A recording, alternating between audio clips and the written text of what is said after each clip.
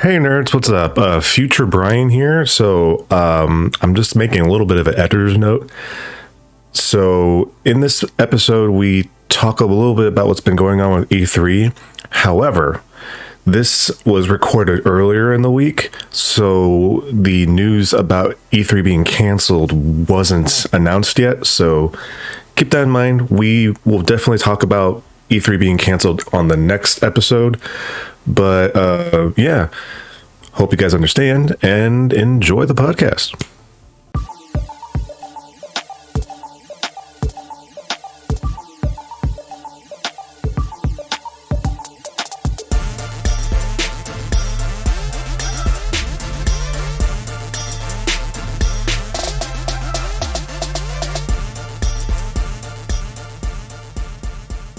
Hey, we're Hey here. yo. Hey yo. We back to the old, but it's new again Mm-hmm. in a way. Away. Joel, Alright. it's been a while since we've been able to talk, just randomly. Yeah, definitely. Like I said, we've been consumed by The Last of Us. Phenomenal show. I think it did some amazing things. A good adaptation of the game. They even did some things better than the game. So of course we gave that our full attention. I was playing through it. I beat it. Oh man, it was what a ride that was. What a ride. It was a ride, and of course, if you haven't seen our reviews, you can go back and watch those on youtube.com/at United We Nerd, as well as an audio form on podcast services wherever you like to listen to your podcast. Um, Mhm. I guess to just get this out of the way, welcome to the United We Nerd podcast, where we Woo. sit around being nerdy, talk about nerdy things along Hell yeah. with you, and you can talk with us.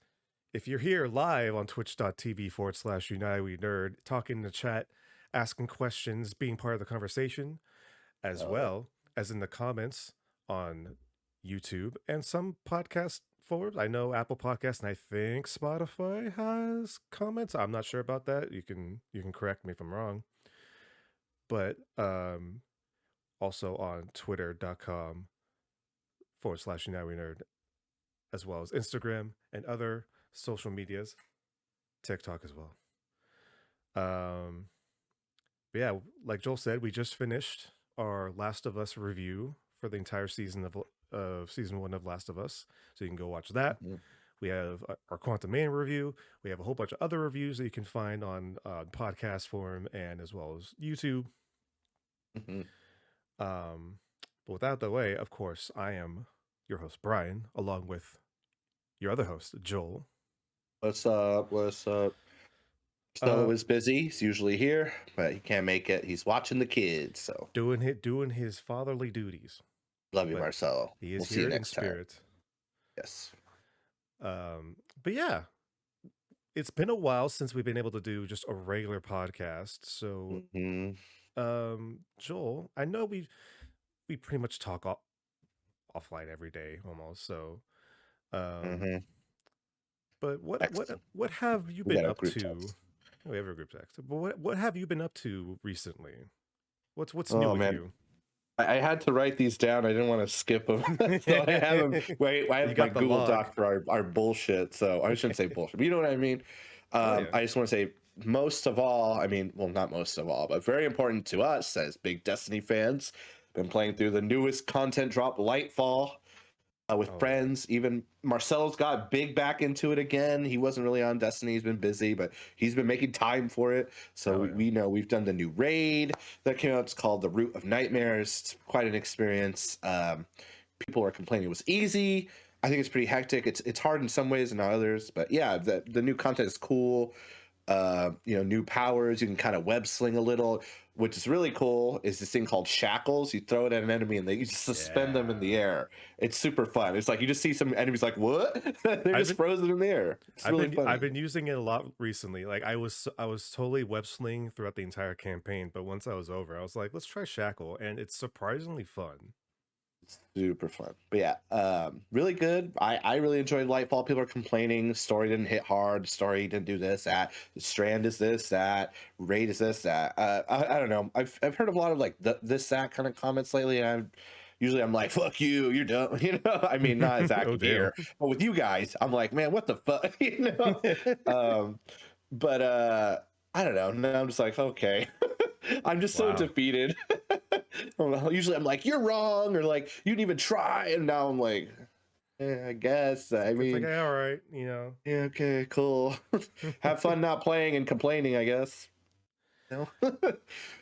I mean, I will say, compared to where we started playing Destiny, it was just like the small group of us, and then it Oh, yeah. it did get to that point where a few of us would drop off. Like Marcelo would heavily drop off, and like near like the mid to, especially like the first 2 years of Destiny 2, where it was kind of like there wasn't much to do. I super dropped Oh, it off was. for a I while. don't blame you. They were rough. It was rough. Um, but like now, like we go in a few years strong. Like we have our clan. So we actually have too many people to play with now. Like That it used to be gets a so problem. We used to have not enough people to raid. Now, the other day, it's like I had reserves. Like, if someone can't make it, I'm in. I was like, holy shit. That used to never be the thing. But I'm grateful. We got some good clanmates. Here, so they're pretty cool and they're dope. Yeah. So I just want to ask you, since we haven't been able to talk about podcasts, like so far, what have been like your just like top few things that you enjoy about Lightfall so far? It's got to be Winter Bite. I love that. It's like a giant heavy weapon glaive. I Brian's need been that. getting it, I and need he that. he keep there. You can only do a certain activity on a certain day. It's You so have to do rough. three. And no, they do the day lockout thing, but it's fun. You just fire a giant ball that freezes enemies. It does hella damage. They had to actually take it out of the day one raid because it was so strong. It's still hella strong. I just did the last level again for a challenge, and Winter Bite melted the final boss, so that Oh was God. pretty funny. The three of us had Winter Bite, so it was like this. We were done in like 15 minutes, as opposed to like slogging. But yeah, Winter Bite's Jeez. been great. The web sling, Strand overall is just super fun. Hmm. Everyone was expecting that poison subclass, like, hey, when are we gonna get poison and green shit? Because we kind of got it with Thorn and with Osteostriga. We got hints of it, but now we have a class that's kind of it, but it's not really poison. It's like mobility and stuff, and you send out little worms to attack. It's pretty cool. I say Strand is a highlight for sure. And what else? Excuse me. Of course, like you play for the weapons, right? They're just some really cool weapons. Oh yeah. Yeah, But just just like, but just just really cool. I would add on just like the overall quality of life Oh things that yeah, they've done for this season. Like just we finally got presets. We can finally preset like loadouts. Oh my loadouts. god, yeah. The whole revamp of like the mods for your Oh character yeah, having be on one clearly red screen, like you just all kind of look yeah, at yeah. all at the same time. The artifact changing to just kind of like instead of them being like extra mods you can add, they're just more of a kind of like passive like ability and passive effects I that just happen. I love that. You just like, oh, you have this. It's always equipped. You don't have to like equip a mod to your armor now every time. It's like if you unlocked it, you have it. You can only have 12 though, which kind of sucks. Last season you could have all the mods, but you had to equip them. Now you can only have 12, but they're just auto. They're just there. Boom, you got them. So Okay, I don't know if that's actually a I fair know that. trade. It's convenient. So, but yeah, I also will say the Guardian rank thing is pretty cool. Like you can, if you do certain activities, you rank up your level. You can see what level people are. Like you really know if someone's starting out if you see like they're level 2. It's like they literally have only done like 3 things. Or like I'm at 7 and I'm trying to hit 8. It's like other activities that are hard too. It's like you have to do a lost sector. You have to do this Nightfall, which they revamped too, and strikes. So it's a big revamp. Their onboarding still sucks if you're new and you want to, or you're Oh returning, you boy, want to come yeah, it back does. in. They haven't fixed it. As much as we love the game, I'm still gonna say Destiny 2's onboarding for newer returning players sucks. It Fix that does. shit. You need. I don't know if I, they'd have to make a separate thing for new people. Like it's just not there. I can't. bruh, like a week or so ago, we one of our mutuals, you know, organized a hangout at our local Dave and Buster's, right? And Oh yeah. we were walking in there, and I was getting my card, because you need a little card to play all the games and shit. And the person at the front desk noticed I was wearing my what was it? It's the jacket that you can get at when you got the that one weapon. It was back when you were doing all the Saint 14 shit. Oh yeah, yeah, yeah. I forget what it's called. It's a cool jacket. It's a nice Bastion. It's Bastion. It took Bastion. me a second. It was the Bastion jacket. I got it. It was cool. And he was like, "Oh, you play Destiny?" I was like, "Yeah." It's like I play Destiny. It's like, "Oh, you like it?" It's like, "Oh yeah, it's fun. It's like the new stuff's really cool." And he's like, "Yeah, I used to play, but like, there are a lot of things I couldn't really get into." And I tried getting back, and like I didn't know what to do. It's like, yeah, the onboarding sucks ass, dude. I can't. I'm not gonna. Yeah. I didn't lie to him. It's like, yeah, that's like their one downside, and it's so weird because it's been like that forever, and it's understandable that it's like the side effect of your original onboarding process used to be original content that they took out, but Mhm, it's like you would still think like you would need to replace it with something, and mhm. I honestly don't know what they would replace it with at this point because They do have a replacement. It just sucks, and it's not intuitive. It's just here's a couple missions. There you go. And what we started out was totally different. It's yeah, which makes it weird because we have Cosmodrome back, and yes. Cosmodrome is where you started. So I don't know Mhm. why they couldn't just make a revamped version of that and just make it that much easier to do instead of having this really weird like you know conglomerate of just like random ass like quest options that if you're coming to play Destiny for the first time, it doesn't make sense. It doesn't Yeah. match up at all because it's telling you to do so many different things. And it's like, what the fuck's going on? I don't know. Maybe it's like an Activision thing, like they owned it and they couldn't touch it or something. I don't know because they used to be with Activision hella hard. So I mean, I guess it's just the curse of having a long running, you know, MMO style game, but because of the limitations of certain versions of the game, you can't keep everything yeah, like a WoW does, yeah, yeah. where you have to get rid of some expansions after a while to make the game run like as smooth as it can for old versions of the game. So I don't know if this is just like if eventually once like the last gen gets phased out, like maybe that'd be the opportunity for them to kind of revamp things. I don't know. I think they're gonna do their new IP, and then probably Activision poured a hell of money into whatever they got coming next. So Well, now we'll see. PlayStation's pumping money into whatever they're coming next. Yeah, that too. They obviously love it, and because we haven't heard shit about it, they probably just want it to be clean on delivery or whatever. Yeah, I think Lightfall's been great. If you have anything else to add, Brian, I'm gonna jump to another game because we could talk about Destiny forever, but not everyone here is about that. And I want to move Well, on to something else before that or after that. I mean, you know what? Destiny is going to be here for a long time, and we've talked about it a lot before. We're going to talk about it in the future. So oh yeah. let's just what other game you want to talk about? For me, I finally started Uncharted. I've Oh never played yeah, them. Marcelo had it on his PS4, ready to download, or it was like free or something. I just downloaded it. Thanks, Marcelo. Um, and it's super fun. Me and my wife played through 1, 2, and 3 together. We're on 4, thanks to Brian. Let me borrow 4, yep. and it's super fun. I just never had the chance to play because I didn't have a PlayStation at the time, Hmm. and it's really fun, straightforward. Of course, it's Naughty Dog, right? I Yeah, was texting Brian like, I can't believe the same people who did The Last of Us fucking made Uncharted.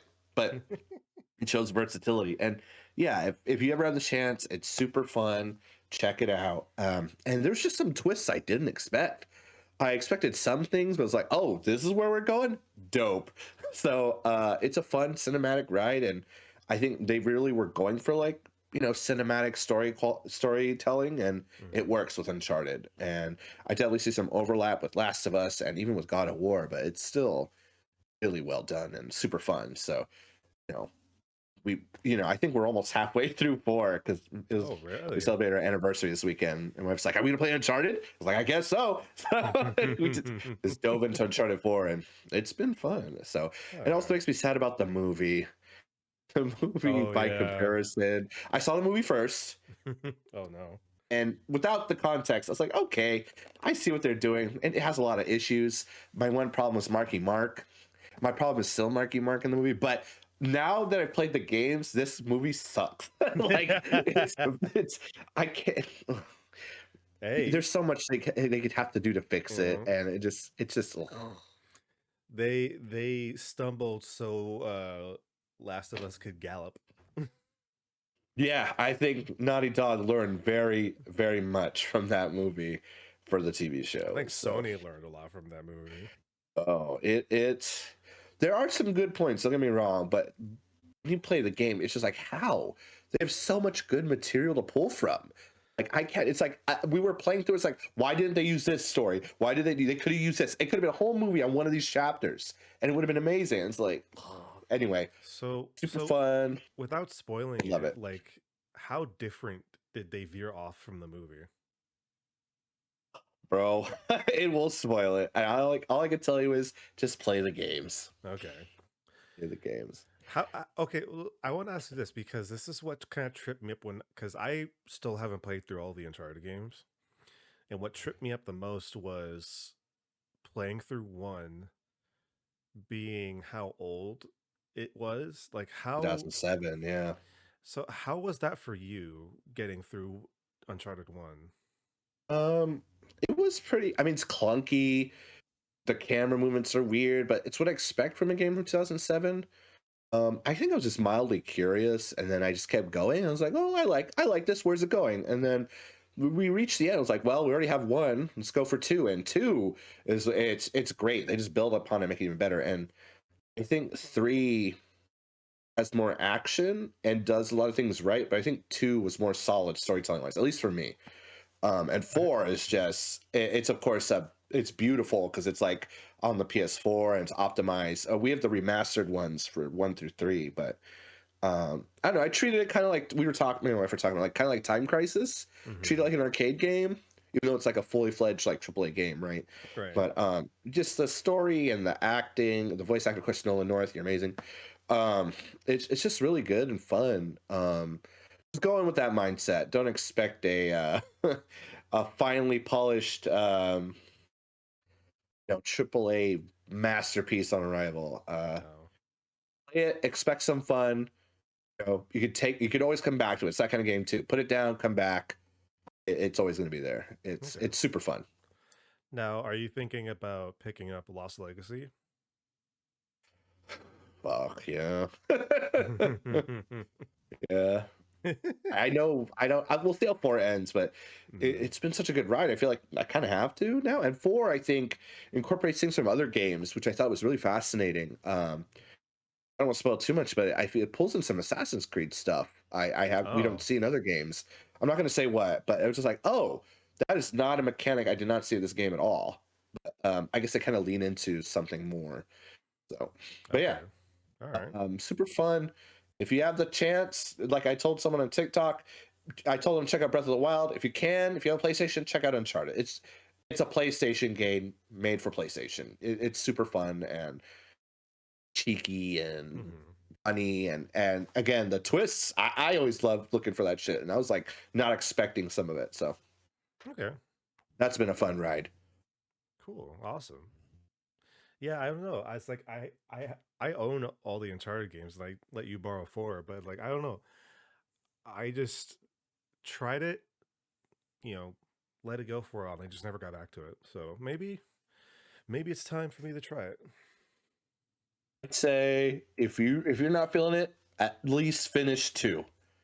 If you're not hooked by 2, then you probably won't be hooked by the rest. But or go from 2 to 4. Oh God, that's a jump. But not that 3 isn't good. Don't get me wrong. I 3 was fun. It was good. I think just for me, Mhm. 3 did some great stuff, but 2 shined, and we got 3. But altogether they're great though. Like they're Would and you? then 4, it's really it pulls in like it it knows where it's coming from. That's all I'm gonna say. The nostalgia is strong in 4. Okay. All right.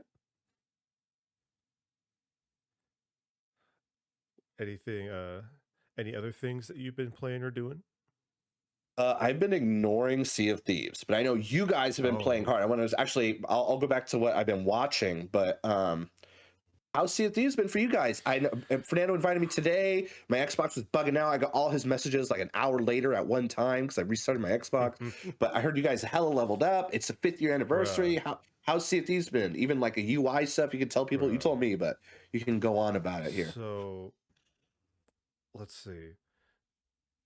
What the update happened on, or the anniversary was on Friday, this past Friday. Um, me and Fernando play on Friday and Saturday. And we played last night. So 3 days out of the new season, I am already at level 72. Uh, They like, because they had a community, because they made this past weekend a community weekend. So Sunday was, or Saturday was all like double everything. But the gain, like the experience gains, were just boosted up for the anniversary. And so like legit, like Fernando's almost done with his season pass already, and yeah, I and it's not I'm even like almost there. week 3. Shit. But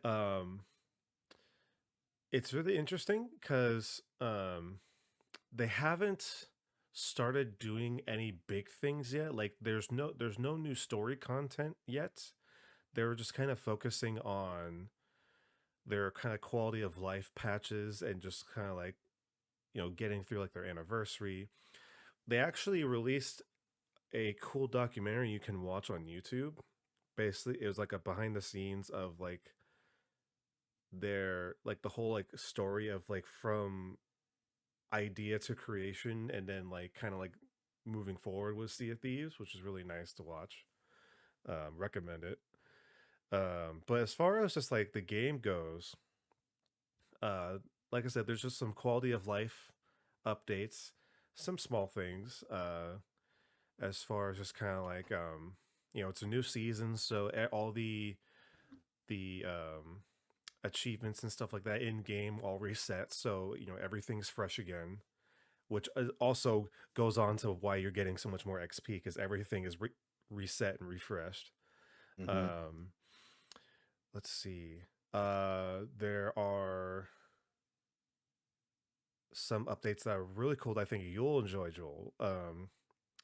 You remember your old favorite pastime of having to harpoon treasure onto the ship? Yeah. Tell me about that. Yeah, I am so happy that they did that. Oh my god, So, that's so smart. so for people that haven't played Sea of Thieves, so picture this: you get a whole big like thing of treasure, right? And you have to put it onto your ship. One of the fastest ways that you're able to do it is you use your harpoon in your ship to harpoon it to the ship, and then you or someone else would have to take it off and then put it on the ship. Now, all you have to do is harpoon it, and it instantly drops it into the ship. So you don't have to worry about it. And literally, you can take a mound of treasure, and like in 15 seconds, you can get it all on the ship. It's like super Usually quick, takes like super fast. 5 minutes, Yeah. And especially if you have a lot. that goes for any harpoon. So if you have a rowboat, if you go to the Sovereign, um, it works the same exact way. You just rapid fire, put it off the ship. Oh Um, god. uh, Another thing that I really like is that the collection chests that you find, you can put small items into. You can now walk up to a vendor and sell the things inside the chest. Oh, that is so nice. Oh my goodness.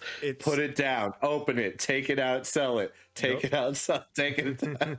Oh my god. So yeah, so a lot of things they've been doing is just helping streamline just like the treasure collecting process, which has been really nice. Um as far as other things are concerned, the game itself just feels really good.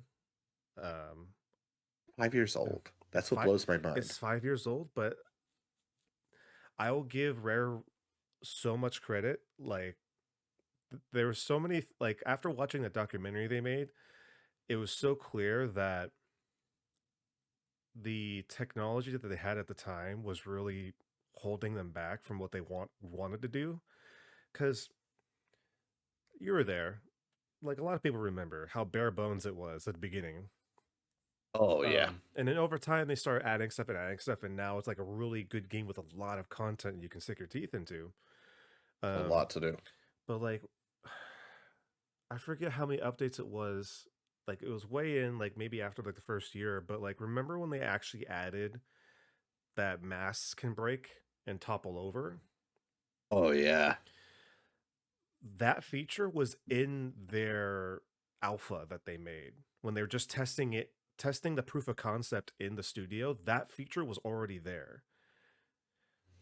So Interesting. I didn't know that. so many features that we've gotten over time, a lot of it was in their initial like test build, and when they had to switch over to the actual like development like software program at and for like the consoles at the time, a lot of it just couldn't be implemented quick enough into the game. And so it released with a lot less of the content they were planning on. So it was just kind of like it was one of those things where it's like they didn't have the time, but also they just didn't have the power to do it yet, which was which is unfortunate, especially since it's like a new kind of game.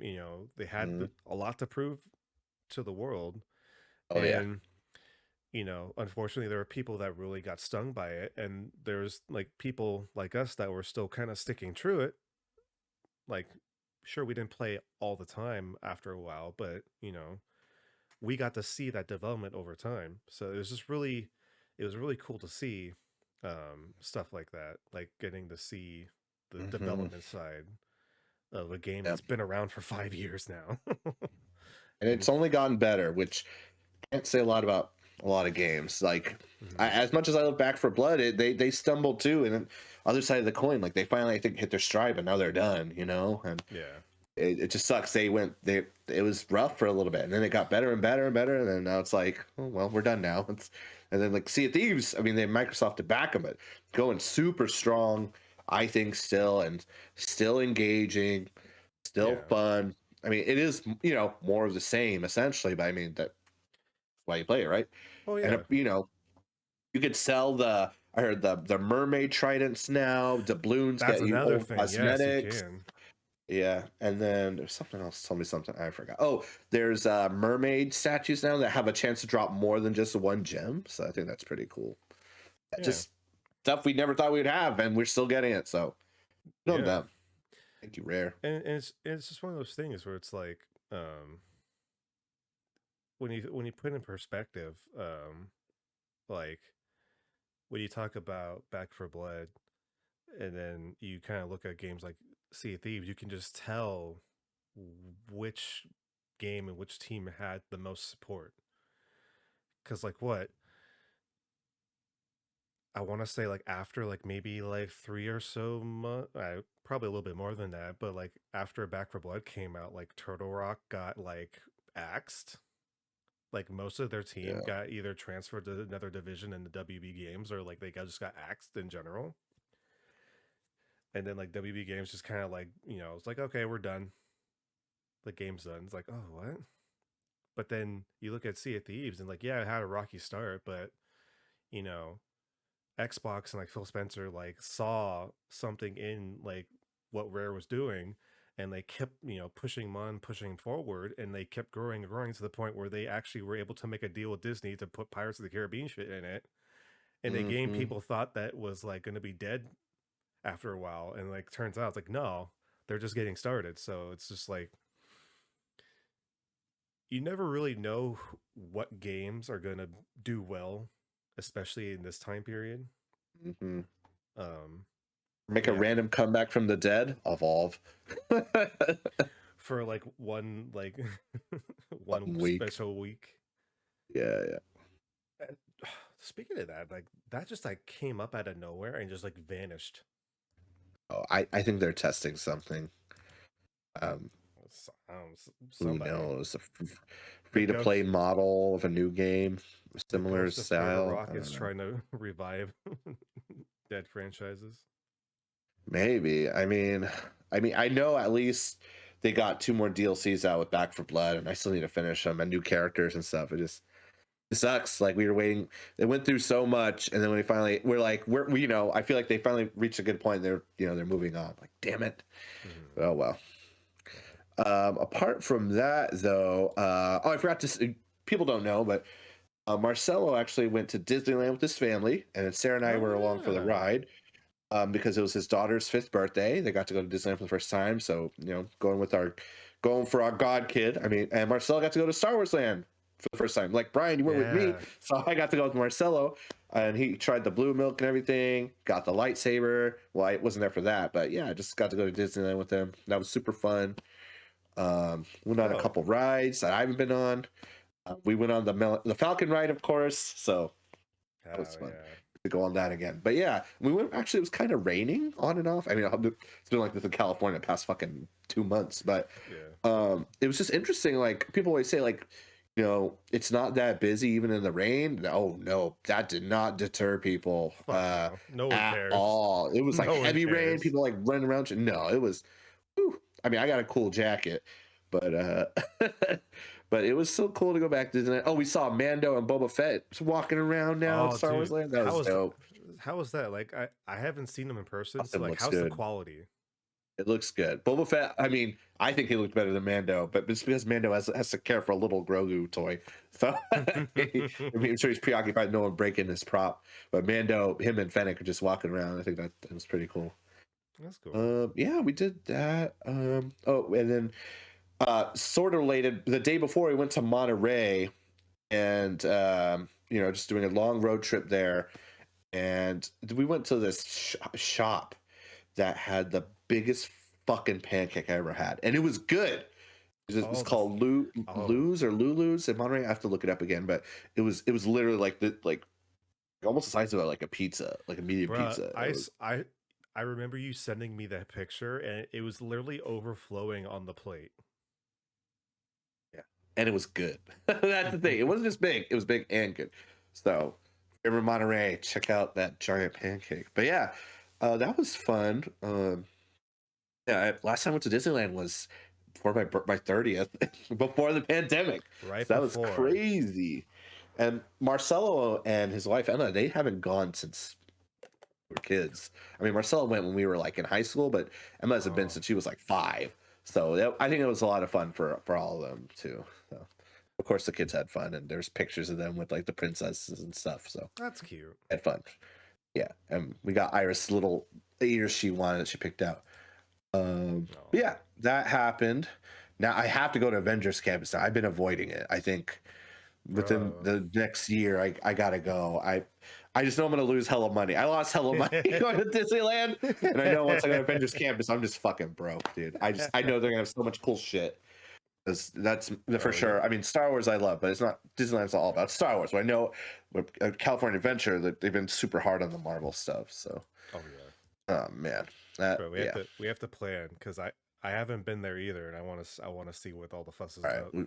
yeah, we'll have to plan something out. We can talk with Uh, Kang. yeah. Ooh, Kane. We gotta talk about him in a second, but later. Uh, um, yeah, the Oscars happened. Of course, Everything Everywhere All at Once did amazing. Kicked a lot of ass. I wanted to segue with that to. I finally watched RRR. Marcelo's been telling me to Oh, watch it forever. It was amazing. It's Yeah. so hype. I can't even describe it. It's ridiculous is not the right word for it, but describes how awesome it is. Like it's a fun, hella hype movie, super long but super good. So yeah, like I was saying before on Twitter, like it deserves all the awards it got too. So that was a fun watch. My wife and I watched it this weekend, and yeah, the dance numbers were dope. Actors were. It was just really good. So if you're thinking about watching RRR, you got to go watch it. It's just hype. What It's so hype what service is it on? on Netflix. Oh, perfect. Awesome. Yeah, yeah, Okay. yeah. I know one of my other friends. They watch it in bits and pieces. So you could probably do that. There are chapters. You could do it like that, but my wife and I watch it all in one Oh, session. So wait, so they divided it up? no, I mean like there are. It says like there are chapters. Oh, And you okay. could, if you wanted to stop at a chapter, you could Like do they that. do it like But they do like Pulp Fiction style. kind of. I guess that's a close comparison. Okay. That's the only thing I can think of right now. But yeah, it was hella hype, and the action was like, holy shit, this is sick. That's all I can say. I literally nothing was spoiled for me except the Oscar performance of the song. But other than that, it was hype. I nothing like it. Saw John Wick 4 as well this weekend. Ooh. That was a good sequel, I gotta say. Very good action. Actors, of course, Hiroyuki Sanada, Donnie Yen. Oh man, killing it. So good. Such good action. Keanu Reeves, of course. They're thinking about doing another one, maybe. Oh yeah. I just saw that I know today. they're supposed to be doing a spin-off on Ana de Armas, so I don't Oh, whatever. It's okay. right. They had two newer characters I really liked. I hope to see them again. They were really cool. I don't want to spoil in case we do see it again, Brian, but or if I see it again with you or whoever. It I was want to see it. oh man, I want to see it in some of theaters. that some of those action scenes I was like, whoo, oh boy. Did we watch Ip Man 4 together? Were you there when we watched it? Was it just me, Jameson, and Adam? I don't know if you were there for Ip Man 4, but I've seen Ant-Man 4 before. I think I was probably there. well, either way, the main bad guy in Ip Man 4, the big the racist motherfucker that Donnie Yen fights, Whoa, he's okay. he's in the movie and he shares a scene with Donnie Yen, which I think is hilarious. It's like, oh, they were in another movie What a full and circle. they're right here, right? And yeah, they did it really. I mean, you know what you're getting into. You're watching John Wick, right? It's the fourth one, right? I mean, Yeah. but still, it was icing on the cake. That's all I gotta say. I think it was stronger than 2 and 3, but 2 was super violent, right? But I love Oh 2. yeah. 3, I think, was doing more world building with some good violence still, um, good action. But I think 4 was like they knew what they needed to do in the past 2 movies, and they just with this one, it just fit really well. Okay. And yeah, So just make time to see so it. Type. John Wick 4 is like 3 hours long, right? It's like 2 hours and 50 minutes. Yeah. Did it feel like did it drag out at It all? didn't. Good. And I think that's what I like Good. about RRR too. It didn't feel long. I wouldn't say you were spoon fed, but it's like you're along for the ride, and it's not hard to grasp, right? It's John Wick. He's gonna fucking kill people, but it didn't feel long. I think because it's just they throw him in these situations, but then it's like we've seen this before. We've seen his rolling and throwing moves, how he kills and whatever. But of course, they make it fresh. They give him reasons, and then like the other players they introduce just weave it. They weave them in really well, and I was engaged the whole time. I don't know. Cool. I mean, Awesome. you know what you're getting. That's what I'm saying. I can say for sure. You know what you're getting with John Wick 4. Yeah. Okay, cool. Uh, I definitely want to see it in yeah. theaters. Oh, we should. We should. Let's see. Just a couple more things. We'll shift to you. Oh yeah, I finally saw The Unbearable Weight of Massive Talent a couple weeks ago. It's a Nick Cage movie about Nick Cage. Oh, If yeah, you yeah. if you enjoy Nicolas Cage at all, you just got to see it. That's all I can say. Him and Pedro Pascal, they got great chemistry. It's stupid funny, and It's enjoyable, and it literally knows what it is. It's ridiculous, and I was thrown for a loop for a couple times. It's way more meta than I thought it was gonna be, and more smart and cerebral.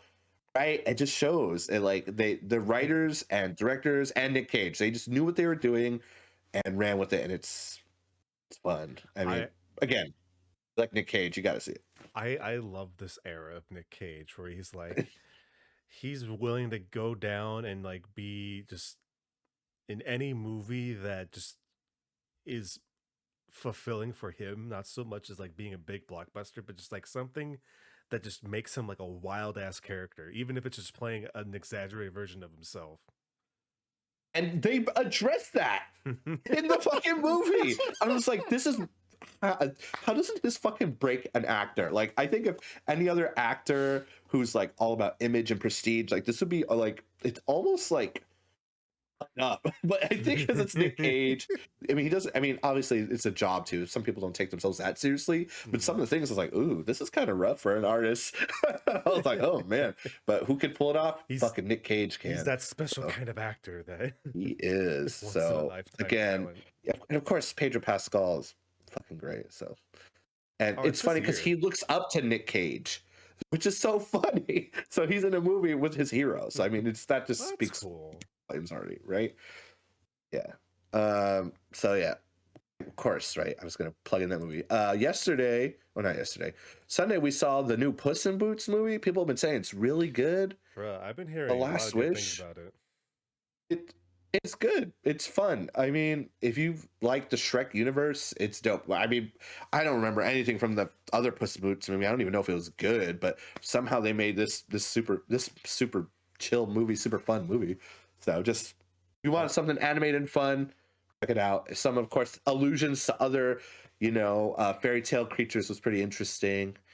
And yeah, again, voice talent, Tony Banderas, Salma Hayek, it's fucking good. Like, I don't know what else to say. John Mulaney. Come on. I heard that from a few people that this is probably like the best animated villain, or just best villain in general. Oh, he is so good. His name is Wagner Moura. For those who watch Narcos, also starring Pedro Pascal, he played Pablo Escobar, and he did a really good job in that. So, but I was like, who's the fucking villain? Because we couldn't tell, but just the way he performed it was so good. And it's like, oh fuck, of course it's that guy.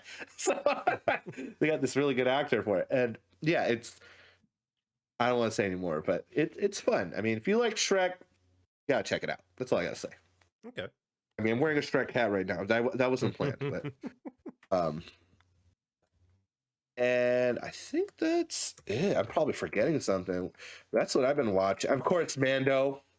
I mean, we've talked about Mando before. We love it. I mean, the only thing I can say is we talked about it, Brian. We can talk about as much as you want, but I'm just going to bring it up. Oh, I'm always down to talk about Mando.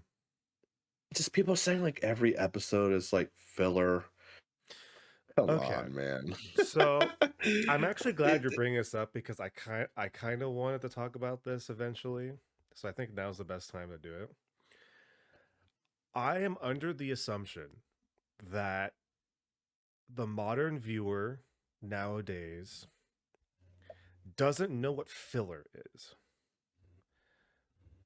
Either they didn't grow up in the actual age of what filler was, and then anybody just like says like, oh, this was filler. Like, I think nowadays filler used to be when you have an episode that doesn't have a particular plot, but filler was made to build on character. And one of the best examples is Naruto, because that was one biggest thing back in the day was people complain about, because near the halfway point between like when Naruto is about to transition into Shippuden, they had a bunch of filler episodes to kind of cushion it until they were ready for the transition. And you would get maybe like a 2-episode story plot that didn't really go anywhere and had nothing really to do. But what you got character buildup, and like you got to learn more about like how the character acts, like what the character's ambitions are, and other things like that. Um, Nowadays, this is my opinion. This is no one else's opinion but mine. I believe that nowadays people think filler is whenever the main character isn't on screen. Seems that way. And I like one of the most recent Mando episodes is kind of like helping prove my belief in that idea, because like you said, like we're getting a lot of good world building, and Oh yeah. there is plot progression. It's just not Mm-hmm. necessarily the plot of the Mando and Grogu. It's more of the other subplot that has been going on this whole time ever since the first season. It's just now there are moments where we have to pull away from the Mando. It's like almost the same thing that happened in the Boba Fett show. It's like we had Boba Fett, and then the last two episodes felt more like a Mando show because Mm-hmm. they had to tie that in. I don't know. I I could rant about this for a while, but I kind of wish that people would kind of, or the people that are complaining a lot about like filler this, filler that, would take the time to kind of actually just step back and just take a look at the story as a whole and realize that yes, it's the Mandalorian, but they are also trying to build up to something. Like we know something is coming along that, Mm-hmm. like, this was their plan to begin with. Like they are building up to a big event that needs to kind of have a lot of things intersect and cross over. And so yeah, you're every once in a while you're going to have an episode of something that might focus on one aspect more than the other, but at the end of the day it's all going to wrap up into the same thing. There's still a story progression. It's just like, Yeah. yeah, we can't have an episode that's always about Mando, like all the time. Like, yes, I understand, Mm-hmm. like for some people that might sound ridiculous, but it's like it's true. That's how storytelling is. Like it would be like saying every time that Goku wasn't on an episode of Dragon Ball Z, there was no plot happening. That's not how it works. That's not how it works. I'd argue there's probably more happening when he's off screen. Ye- Very much so, actually. Yeah, and I think people are letting that get in the way of their viewing too. Like, it's like I can't focus. It's not the Mandalorian. It's like, yo, just watch the show. Unplug for a second. Stop trying to. I think I do this too. You over analyzing. Just watch it. Like, don't save the analysis if you watch it again. Sometimes you just need to sit and enjoy it. Because I do that too. I mean, we're podcasters. It's our job now to like overanalyze, nitpick, and like, but I gotta tell it. It's like sometimes like I'm just gonna watch this. Like Mhm. you're not gonna enjoy it. If you just like I'm gonna look for something that I don't like. I mean, I'm sure people aren't like that, but you're like clouding your vision, and especially with 2 episodes ago, we got things we've never seen. Oh I don't no. want to spoil it Yeah, yet, in case you for haven't sure. seen it or you plan on. But it's like, wow, that's cool. I've never seen that perspective. Or they're exploring something new, and of course, it's not what we think it is. Of course, and it connects to the main overarching thing, right? And I'm just like, this is great little, breadcrumbs. And people are like, what is this? Filler. I'm like, how? Why is Even it it like. why is it Mando using the dark saber? I could I go on won't. to that for a fucking hour myself. And that same episode, I already got to say, was jam packed with stuff at the beginning and end. But people still were happy. I was like, this is So dope. And then so like we got more dope stuff. I was like, oh so man. what I've seen people like for episode 3 in particular, I've seen some people say that it was like an Andor sandwich where you had Mando at the beginning and end, and then the middle felt more like an Andor episode. Which, I mean, for me, it's fine because Andor was a great show. In my It was opinion, fucking it amazing. was a cool show. Like for people that are interested in seeing the world building of like what Lucasfilm and Disney is trying to do with Star Wars now that they're starting to try to course correct a little bit Yeah. and kind of pull back a little bit. Um, it's cool to see all the similarities that they're trying to like go for in their shows.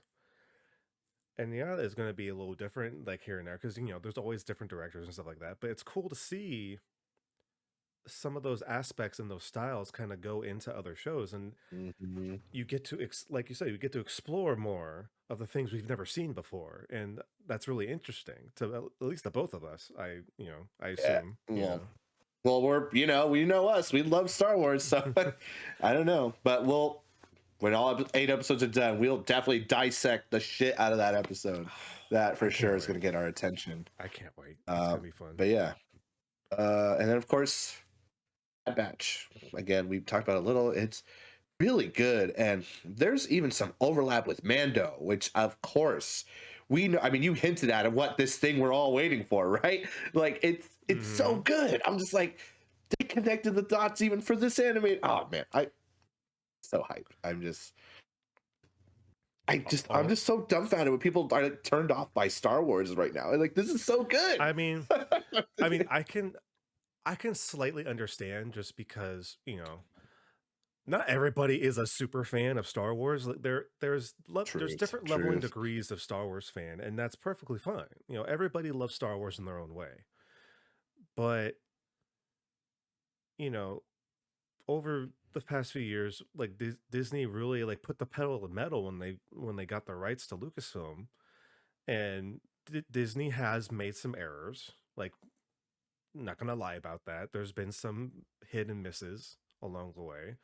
But I think now that they're starting to kind of restructure like what they're doing and kind of, slowing down a little bit and like trying to like focus on like what they really want to do and like trying to make sure that everything is being planned out from now on, we're starting to get some really cool stuff. And it's like, yeah, it's not going to be the biggest thing in the world. We haven't had a movie in a long time. Like, I know Star Wars Celebration is this month, like this coming month in April. So we might see the next movie that's coming out, and then we'll get that big Star Wars that we haven't seen since the Rise of A big Skywalker. Star Wars. You know, um, but to get back on track with myself, um, yeah, we just need you know everybody's gonna have their own taste of Star Wars, and it's fine. But like everybody just have Mhm. to remember, it's like, hey, if this isn't for you, that's fine. You know, but Mhm.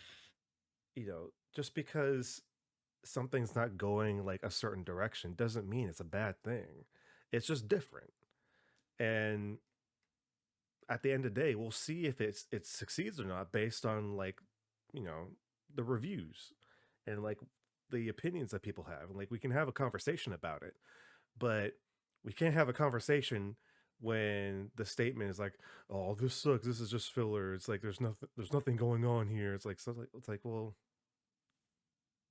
explain. Let's talk about it. Mhm. I know it's the one tired old like Star Wars conversation that I feel like always gets brought up every once in a while, but Mhm. that's the state of the fandom right now, which Yeah. for better or worse is Yeah. is the thing. But Well, what about you, Brian? What have you been playing? What have you been watching? What movies okay, have stuck out to you? Shows. so Your turn now. so um, as people know, California has been getting hit hard for the past like 3 months of just on and off like heavy rainstorms. Um, so the area I live in, it's it's very hit or miss that when the weather starts to get bad, that I start to lose power. And there was a small brief stint of time where I did lose power for a while, which sucked ass. So I couldn't do much in like the later end of this, or the earlier part of this month, which was unfortunate. But I did manage to play a few things. Um, I haven't finished any games recently, but let's see. I started playing Kirby's Return to Dreamland, the remake for the Switch. I never played it because it came out on the Wii, and I didn't get it back then, just because like I didn't have the funds to get every game I fucking wanted. So I hopped into it. It's compared to Forgotten Lands, it's more back to like the not the classic, but like the more recognizable 3D like Kirby games that we've gotten, like the side scrolling, like like A to B like pathways. But it's really fun. I enjoy it a lot. It has a lot of has all the Kirbiness along with it. You get your copy abilities with your move sets, which I honestly was kind of missing from Forgotten Lands. Like Forgotten Lands did a lot of cool things with like being like the first full like 3D environment like Mhm. Kirby game. But as far as like their powers went, they didn't really go all out as they used to. But like now, like this one's back to having like the 3 pages of like moves that like Kirby can do with like a copy power and all that. And what's special about this version of the game is that this is kind of the Switch's version of Kirby Superstar, where not only did they remaster the original game, but they also added more bonus modes. Nice. You get your mini games that are multiplayer mini games, which is also really cool. And you get a bonus end game story with That's always cool. one of the other characters in the game, which is really neat. Yeah, I've just been trucking along with that, enjoying my Kirby like I do. Um, let's see. I'm playing Sea of Thieves. We talked about that. Uh, I surprisingly haven't been playing my PlayStation that much recently. I finished God of War a long time ago. Um, I kind of was trekking in Horizon. I'm still trying to weigh if I really want to like continue Horizon because I'm interested in the world. I'm interested in the characters, but the gameplay is hit or miss with me depending on the situation. Um, the characters I like, but the dialogue is it feels stiff to me a lot. Like I don't know, it's an older game now. This game came out in the last generation, but I don't know. Like there's a lot of times where I feel like the characters' faces look plasticky. And I probably said this before, but I'm just kind of reiterating. It's like I'm trying to push through it, especially now since I ran into a Lance Reddick's character, which, R.I.P. RIP, like fucking bummer, dude. Like Yeah. Lance Reddick sadly passed away. For people that, don't know who he is, he very, very good actor. Zavala in Destiny. He's in Horizon. And he's been in like a lot of other stuff, but Main big bad dragon in Vox Machina. yeah, that's unfortunate. Yeah. But like I kind of want to push through it just to see like his character in the story. So I'll probably push through that. Remember you saying that you're going back and forth with it. Like you're really trying. Like it's a little harder for you to get into. it's so weird because I can't remember the last time I've played a game where I love a lot of things about it, but I have the hardest time trying to play it. It's so maybe it's just because I got to it later than most other people did, because it had the issue. It came out on the same day as Breath of the Wild, and if Oh, damn. and of course I like a lot of other people chose Breath of the Wild. So I didn't. I didn't feel like I lost in that situation at the time, you know.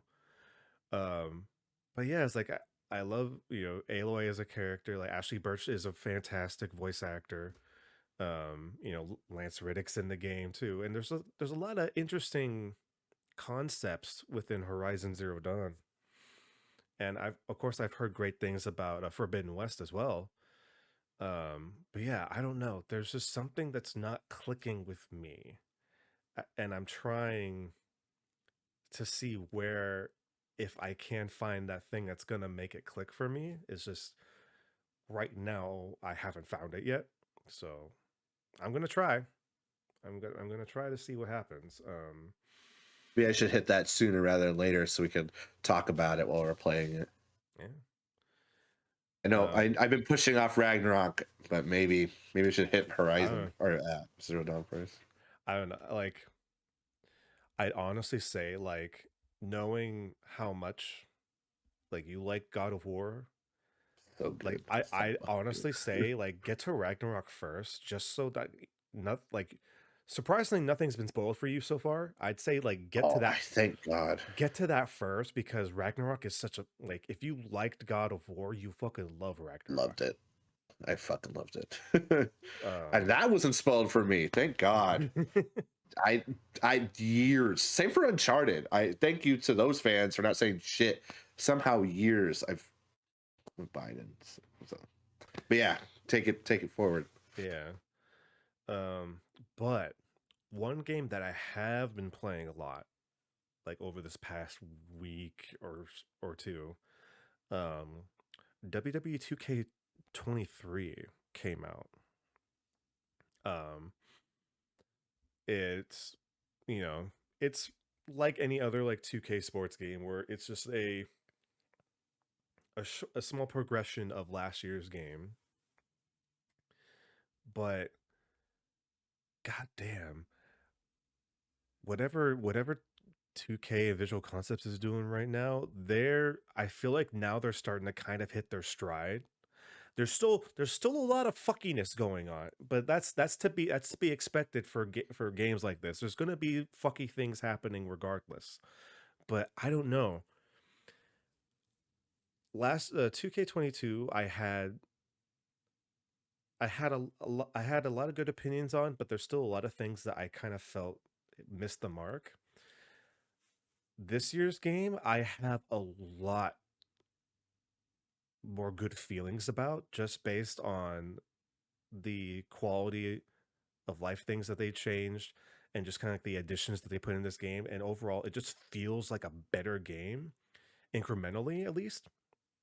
That I've been really enjoying it. I haven't played everything on it yet.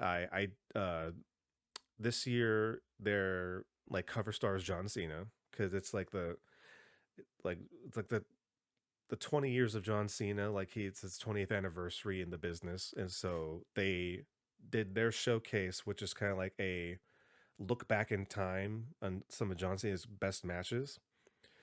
And what they did this year was they kind of flipped it a little bit where they chose they had chose famous matches that he did where he lost. And so Interesting. each match started with a little like prologue of like John Cena talking about like the match and like talking about why he felt it was important to him even though he lost the match. And so instead of playing as John Cena, you get to play as his opponent in each match. Cool. And it was really cool. Last year they did Rey Mysterio and it was kind of like much more of the same where you get to play through the match and there's little goals that they give you and it's basically kind of reliving the match, and then every once in a while it would pan over to the actual live footage of the match you kind of get to see being replayed.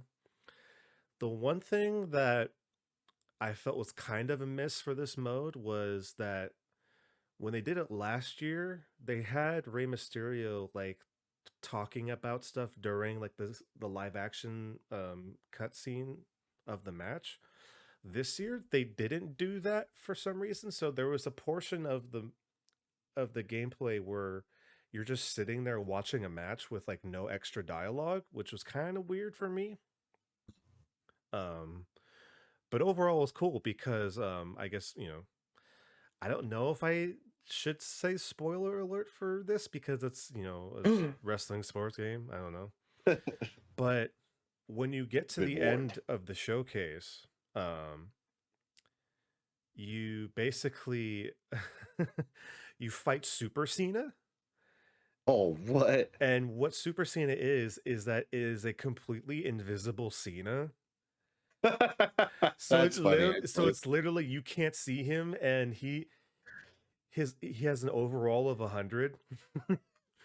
So you have to beat Super Cena in order to unlock him to play in the game, and it's literally just an invisible Cena. All it is just his clothes. And it was so ridiculous. But I say that because there's another mode in this game called My Faction, and it's like a pseudo like card collecting based game where like you create your own faction, and it's the gotcha part of the game because 2K has to have a gotcha in their sports Mhm. games. So like there's packs that you can open that have cards, and each card is like a wrestler or like a manager and stuff like that, and then you take those and you could create your faction. So you get like a list of like 8 wrestlers that you can choose from to have on your team, and then like you can upgrade them and like give them special perks and stuff like that. um they did a special like kind of promotion for that mode where if you go to Walmart or like online and you buy a specific um WWE action figure, you get a code that you can redeem, right? Yeah. For a special unlock for the My Faction mode. And I'm going to send this picture on Discord, Joel. I'm ready. So I'm just going to send this to you right now. And I want you to take a look at this. Because what we have here is. Is that an action figure? So it's What the literally an That's funny, though. John Cena action figure that you can play with in the My Faction mode. And people watching right now can see this. If you're listening to the audio version, I suggest either come watch the video version or just look up action figure John Cena in WWE 2K23. And it's some of the most bizarre shit you'll ever see. Cause like literally it's like a plasticky action figure John Cena. His face never changes. It also looks like incorrect too, like a true action figure. It looks incorrect. Like you can see the joints in Oh his my body. God. It's so strange, but I love it. It's so cringe. It's like the good kind of cringe. They're leading into the goofy, and I'm here for it. And it's great because I love when they have the ability to do stuff like this and they just go for it. Um, and of course, Oh my God. because you had to buy an action figure and have a proof. So I did purchase. Hold up. I did Oh purchase an action shit! The figure. reveal. The reveal. And to go along with the promotion, Oh my God. I purchased a John Cena action figure of his original WWE title reign, back in the Chain Gang days. And the Oh reason why I got God. this is because when I started watching wrestling, this is the version of John Cena I was introduced to. So I felt it was only natural to celebrate 20 years of John Cena to get Chain Gang John Cena. You guys see a figure? I didn't see anything. Anyway, that's funny. Like I love it when like studios or whatever people they lean into the goofy shit, and it Yeah. makes like a fun result like that. Like, And I think it's only possible just because it is John Cena. Like John Cena is like one of those people that will just fully go into the goofiness. Like we've seen him like in movies like the Suicide Squad and other stuff like that. He's willing to just Peacemaker, man. he's willing to make fun of himself, and it's great. Yeah. But yeah, I've been actually having a lot of fun with the game, surprisingly. They've been doing a lot of interesting things.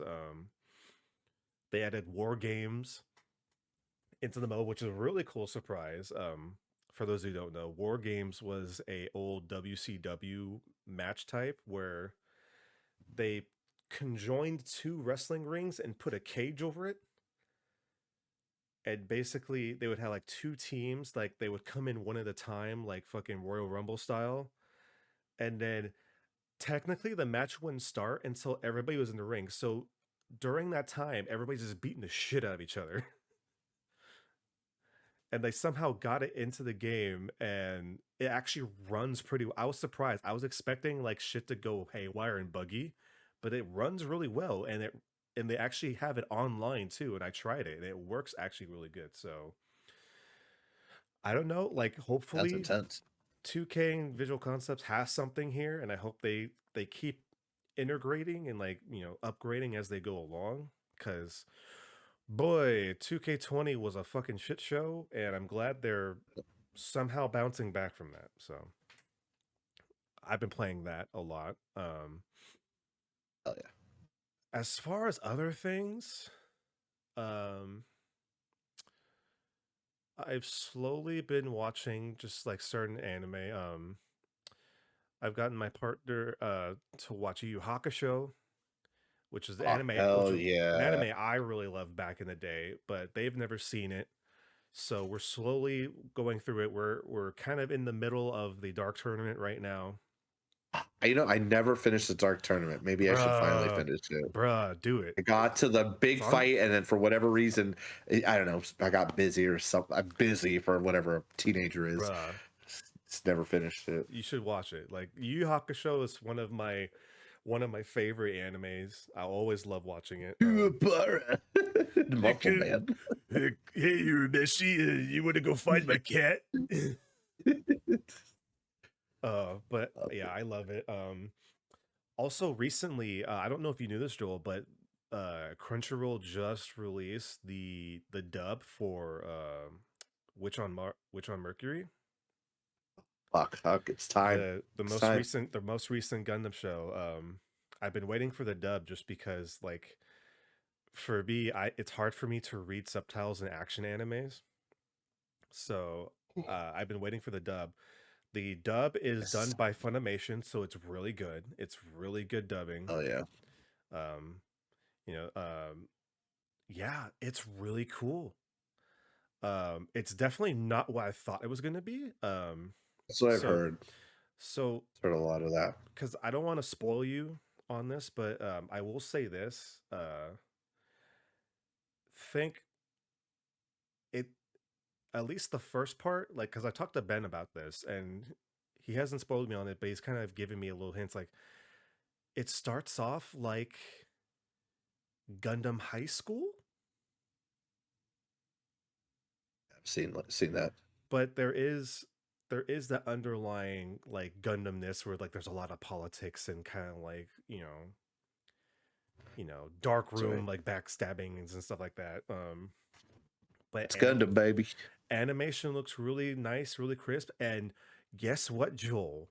I am so excited to tell you this, but they actually went back to doing 2D mobile suits. 2D animation mobile suits. I have not seen a 3D model once yet, and I'm actually very happy because I'm okay with that. I don't know. It's like the 3D model like weren't terrible, but like there's something about having really good 2D animation for mobile suits and like Gundams in general that just kind of like it feels like Gundam. It has that sense of like, oh, this is like, yeah, this is what Gundam is supposed to look like. So yeah, I can agree with that. Yeah, with like Kukuru Stone's Island, I feel like, or Doan, I feel like it works the 3D because of it's a little bit slower, but like with IBO, they go from like super slow to super fast and yeah, other things. Like I feel shit. like it lends itself to that. I guess like what the thing weirded me out is like if you're gonna choose to do 3D animation, just go all the way. Like Oh yeah, yeah, I what see that. messed me up, especially like stuff like Ibo and like other series like that, it's like they would go back and forth between like the more static shots would be like 2D, but like a lot of action would go into 3D. Where so far from what I've seen, like it's been all 2D, and it's just so cool to see. Like they've been doing a good job. Like a lot of cool mobile suits I've seen so far. I've Um, seen some of the models. They look dope. yeah, but yeah, I've been having fun with that. I haven't finished what they've had so far, but you know, I'm going through it. It's a lot of fun. It's it's just good to see a Gundam show again. It's been a Hell minute. yeah. It's been a minute since Aibo came out. And of Yeah, course we've seen narrative and stuff like that, but that's, you know, it felt like it was okay. it felt like an eternity ago, but like Yeah, this is a good Gundam show and I highly recommend seeing it sooner rather than later. still need to get my wife to watch G Gundam. We haven't done it. Oh god. We saw one episode. We need to do that marathon. God, But G yeah, Gundam, man.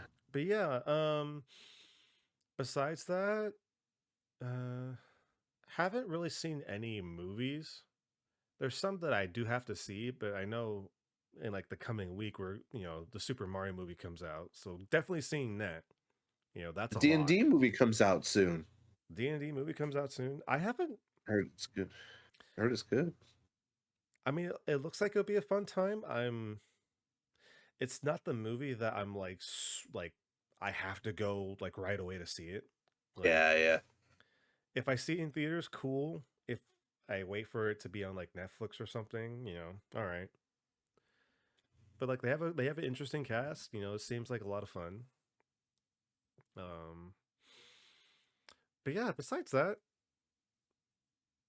I've just been mostly gaming, you know, the same old same Same. old.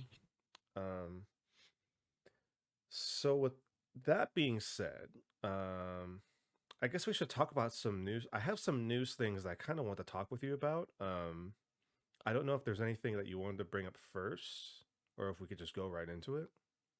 I guess some people even texted me about it. The big one is, of course, our beloved. Well, maybe not anymore. Jonathan Majors allegedly in trouble for assaulting a woman, strangulation, and more. You know, it's Mm, we've seen that kind of stuff with Ezra Miller, who we've of course kicked to the ground a lot. But I mean, people were very quick to jump on this, very quick to say he's gonna get replaced or we're done with him. It's not cool, which is fair. That's not cool. I hope if there is a victim, apparently there's evidence that says otherwise, but I hope this doesn't scare victims in the future as well. That's like the biggest problem I have with this, right? mm-hmm. And even if he did do those things, I hope he does the right thing in the future. Yeah. It's It complicated, right? But people were it's very complicated. quick, I'm just going to say, to jump on this. I mean, it's also one incident we know of, right? I mean, we'll follow it like we followed the other one, right? But Yeah. one incident, it's still a bad incident. Don't get me wrong. I'm not trying to say like Yeah, it's like forgive, but it's just like it was one actor was clearly like strangling multiple people multiple times and still had a job, and people are already like, get this guy out immediately. I mean, I guess that's fair. Like it's not great behavior. It's complicated, right? it's I don't have the complicated. answers. No. People were just I mean, I'm hesitant because people are just so fast to jump on it, right? Like Mm-hmm. as the middle of the first time, I was like, oh, great, another Hollywood actor being a piece of shit. And it's like, oh, he really is a piece of shit, Like, I don't want to make light of it either. Like, Right. there are victims who can't It come forward of this shit, right? It's right. serious. It just sucks, we just saw this guy on the big screen. He's a great actor. And I was like, oh, fuck. It's Yeah. everybody sucks, I guess. I don't know. That's It's that's just my piece real quick. Until guilty until proven otherwise, or vice versa, right? Innocent until proven guilty. Sucks. Really sucks. it sucks. But I think the important idea is just kind of like let's, you know, let's see what happens. Let's see Yeah. the information that we get and then, you know, adjust accordingly. You know, we want to see, everything come out, and then, you know, whoever, like you said, either way, regardless, it's a shitty situation. Hmm. And it's like there's no making light of it, because at the end of the day, Nope. like somebody is having, someone is, in a situation that they need to, they need help with. So, you know, Yeah. so yeah, like this, like you said, like, there's going to be like an evidentiary hearing, and we're going to see what happens with that. And, for being outsiders, like looking in, that's all we can wait to see. Eventually this stuff will come out. We get to judge it for ourselves, and, we'll see what happens with that, unfortunately. Um, so I don't know if you just want to bounce back and forth, but there's two things that I kind of wanted to bring up, and there's one thing that I feel like would be a fun conversation. So I think I want to save that for the end as like a palate Yeah. cleanser. Um, I did want to say really quick, Shazam 2 came out, and that movie's doing not so great because somebody spoke up oh, about some weird stuff. I don't know if we brought it up before, but it's like, and could you just waited?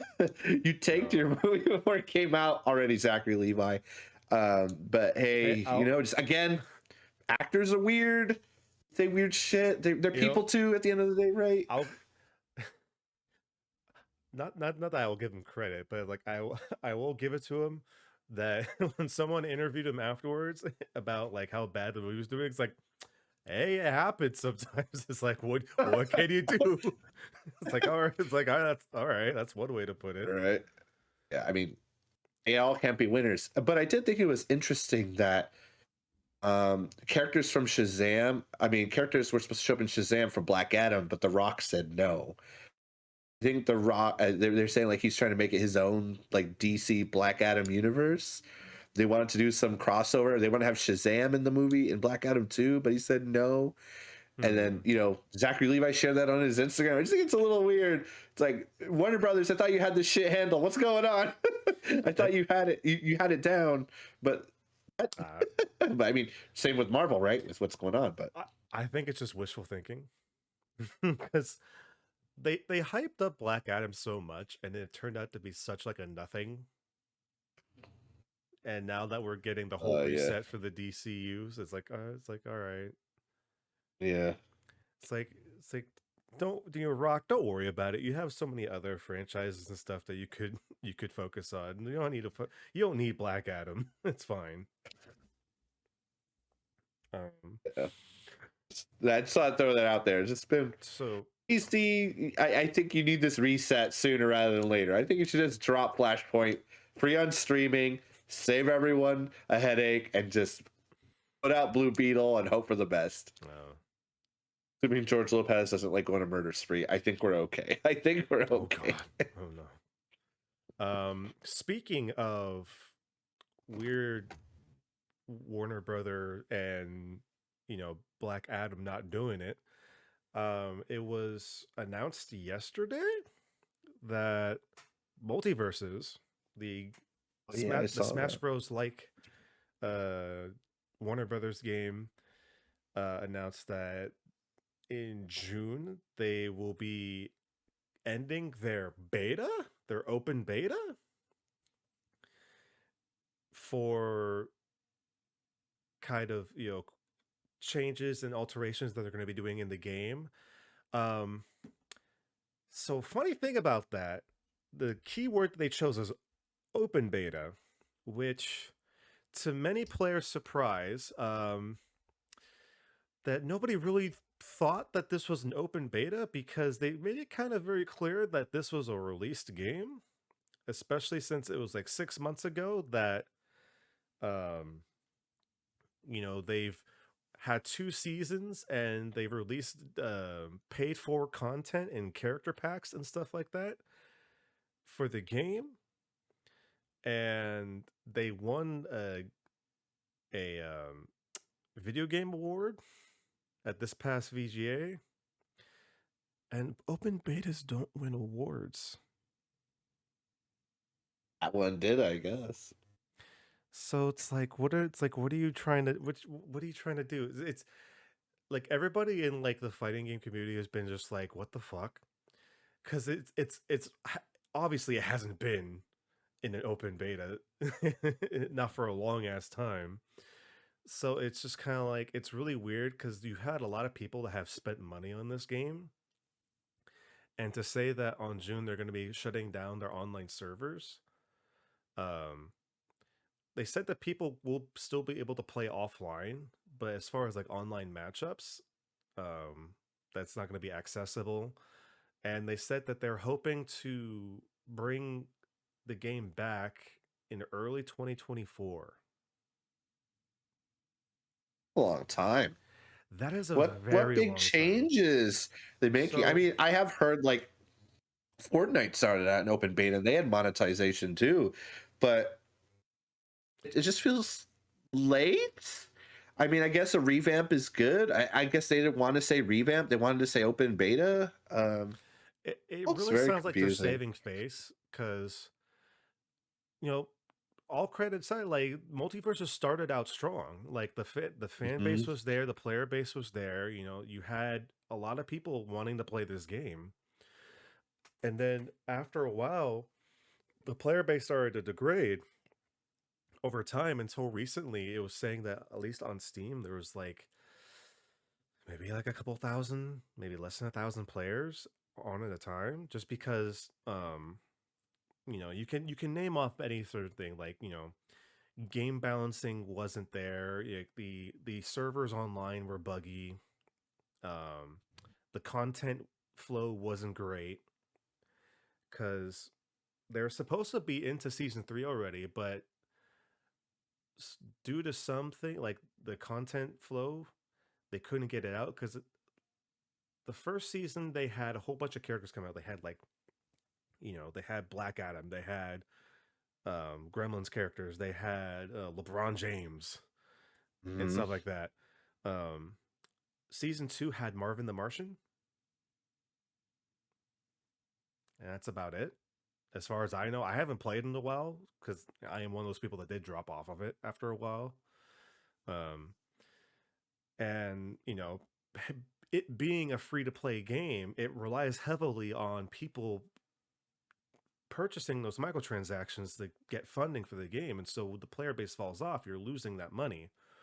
Um, so I'm assuming they're gonna try to, you know, they did say that they are planning on fixing up the servers to make it more quality matchups.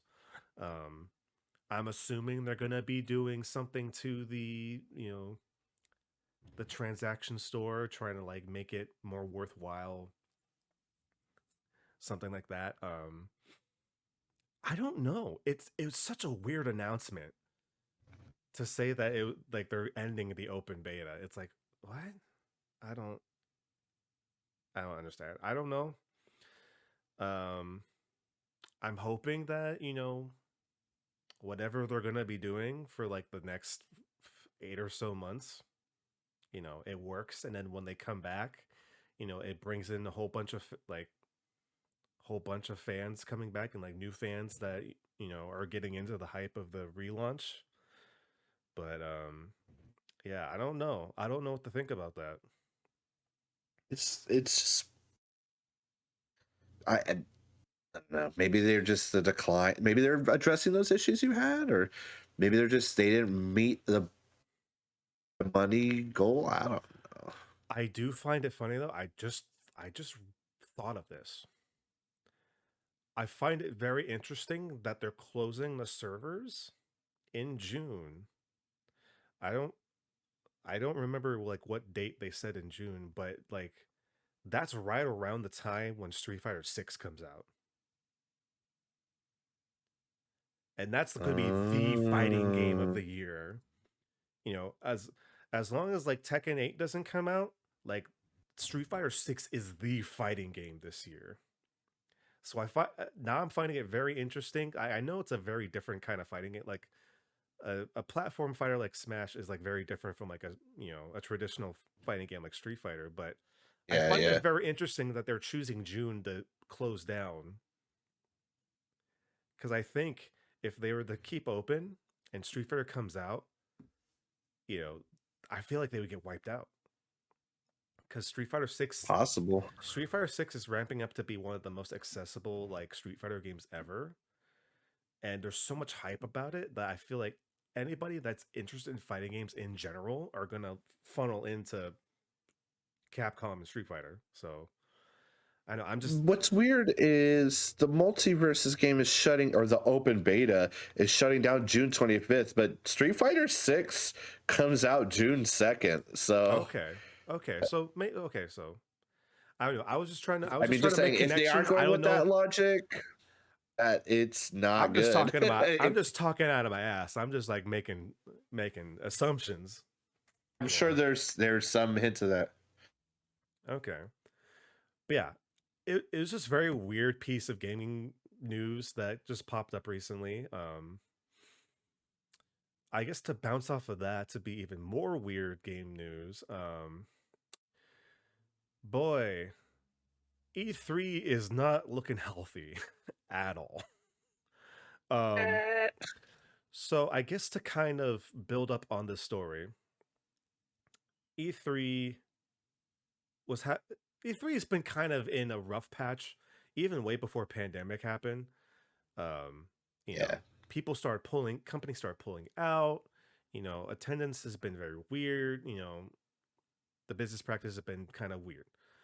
Then over pandemic, it was announced that ReedPop, the people that do a lot of the other conventions like PAX and Star Wars Celebration and other stuff like that, bought E3, or at least the company that runs E3. And they did a live stream event last year that we watched. And then this year was supposed to be their first like back in person, E3. Um, and starting last year, you started getting information like, okay, well, Sony says they're not going to be there. So Sony pulled out, which makes sense because Sony hasn't really been doing in-person stuff as of late anyway. So it makes sense. They're doing their own thing, and that's not unusual. Um, I don't know if it was ever confirmed, but I don't think Xbox was going to be there. I don't think.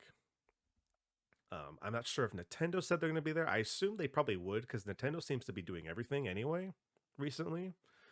Um, but yeah, so many other companies started pulling out. Ubisoft, Ubisoft just happened on Xbox. Monday, so I'm just that was the one interesting thing because looking. later in the year last year, Yves Guillemot, the president of Ubisoft, said that they were going to be at E3.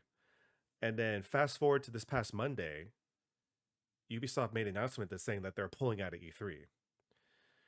Now they didn't say why. The assumption is that the games they want to show off aren't ready, being like Assassin's Creed Mirage and whatever else they're working on at the moment isn't ready.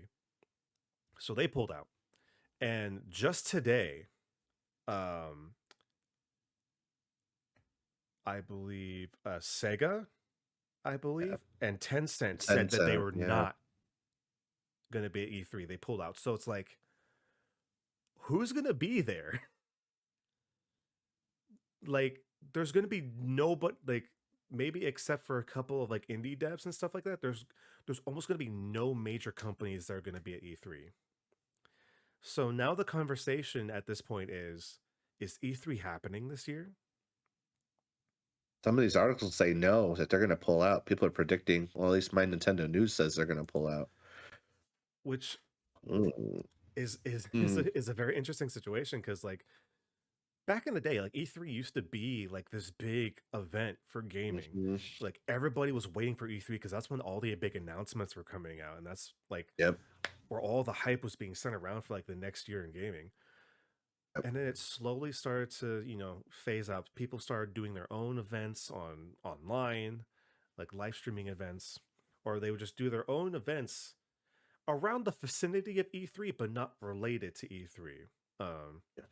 Now the idea is that that's still going to be happening this year because Xbox is still going to be doing their own thing. Yep. I'm sure a few other things, maybe Square Enix. I'm not sure. Capcom, maybe. and Sony always does their own thing nowadays, and Nintendo probably do something. But like in general, like E3 isn't the powerhouse it used to be, and especially now because you have Jeff Keighley now doing Summer Game Fest, which for the past few years has been a big success, especially during COVID times, because you have all these online events. And then just last year, he did this like 2 day like in-person experience where people were able to play games. And apparently this year it's coming back, and he's getting even more people to come show off their games. So it's like you're kind of looking at it now, and it's like, is this finally gonna be the nail in the coffin for E3? Like we've been talking about it for so long. Like is this finally it? Is this the farewell for E3?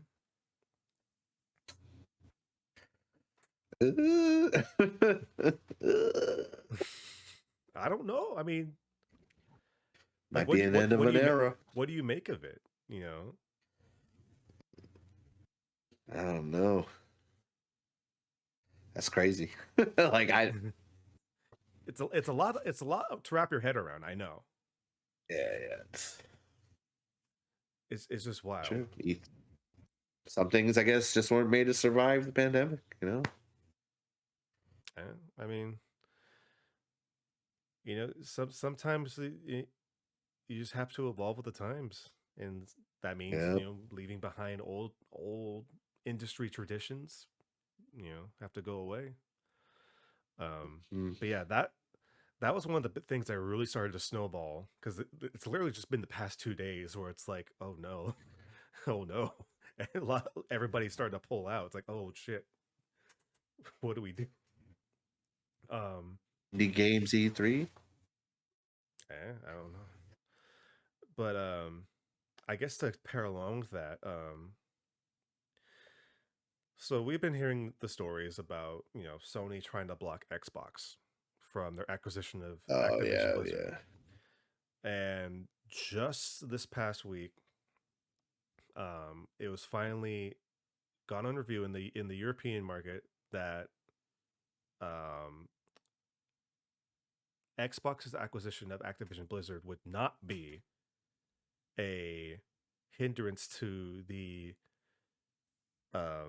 gaming industry as a whole. It would not be an unfair advantage for Xbox.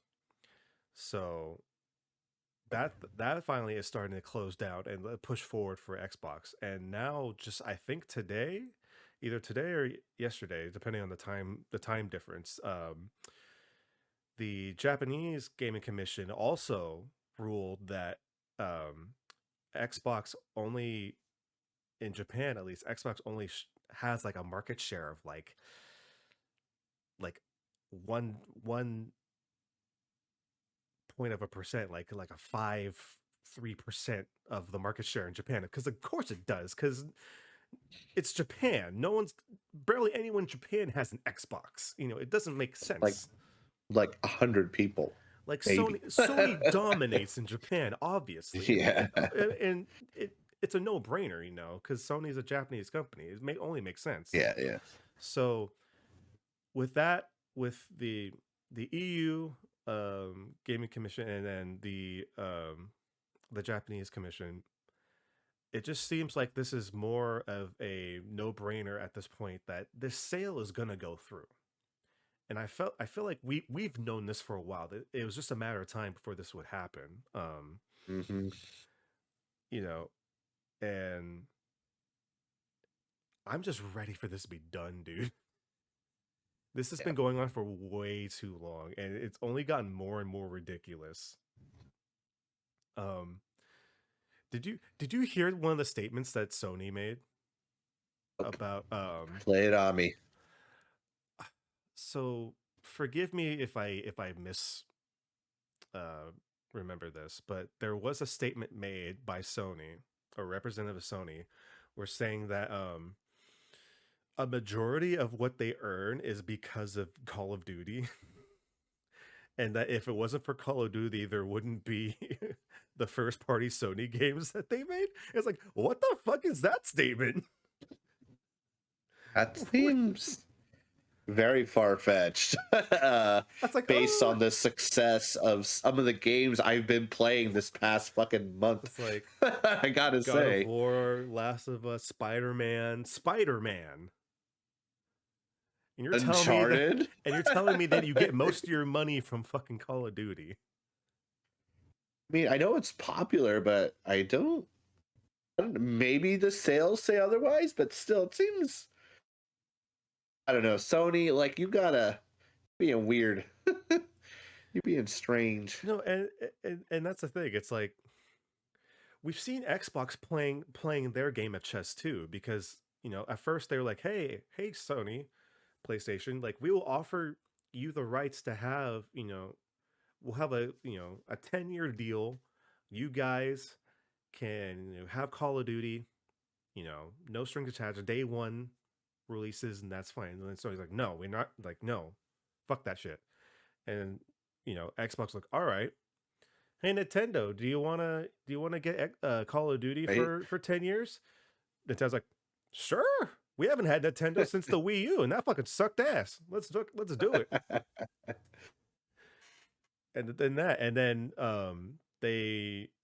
And then Xbox went to Nvidia. It's like, hey Nvidia, do you want 10 years of Call of Duty so you can have it on like your mobile streaming, your GeForce Now and stuff like that? It's like, yeah, let's fucking do it.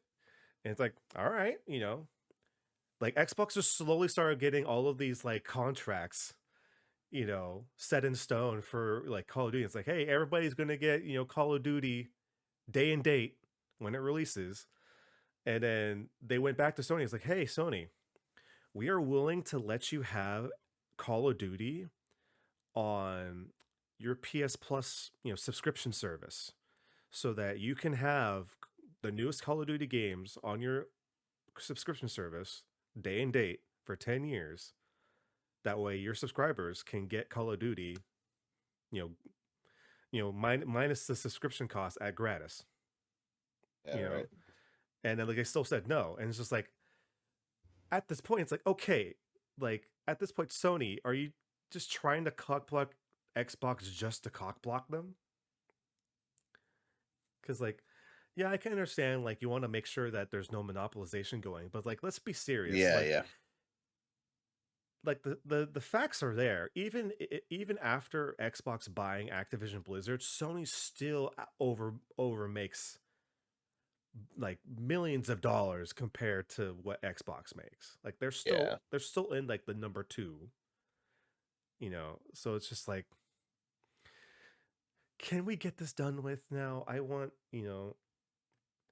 like I want more cool games to come to Game Pass, you know? Well, apparently it's gonna hurt do irreparable harm to competition innovation. So I don't know. It's just been a wild ride, and it's one of those things where it's just like shake my head. I don't know what to do with this anymore. But we big finally money problems. big money problems that are way above our heads, but we've seen some progress there. Um All right. uh yeah, so with that all out of the way, I think the unless if there's anything else that you wanted to bring up real quick, I have the palate cleanser that will be a fun conversation to end this podcast with. Uh, no, I think we addressed everything I wanted to address. I'm sure something will pop up tomorrow during Mando, but I think that's it for now. Okay. So, for anybody out there that is a Nintendo fan or a Zelda fan knows that today Nintendo released 10 minutes of new gameplay for Tears of the Kingdom. Oh, hell And yeah. boy, so I want to ask you, have you seen anything from this gameplay today? Hell no. I'm going to do that after we're done. Okay. Do you mind if we talk about it though? Yeah, go ahead. Okay. So, um, like I I said, mean, it's no, stop it now. Yeah, of well, course. Go the ahead. podcast's over. All right, let's Oh, wait. but no, so you know, we they did a gameplay presentation, and it was pretty much what I expected it would be. They just kind of showed off the new kind of features that are Link is going to have available to him in the game. They didn't talk about story. Story was not touched, which I think is good because for a game like this being a sequel to Breath of the Wild, like it's best to leave that to the players to discover on their own. Mm. But Joel, God, I'd be lying if I didn't say that I am not more excited about this than I was about Breath of the Wild. So, new things are happening in this game. Pretty much, we are getting these new powers for Link. And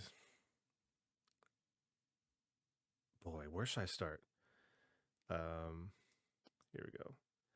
For you guys watching, I'm actually gonna do something cool that we haven't done before. We're gonna actually have gameplay. I should just watch right now.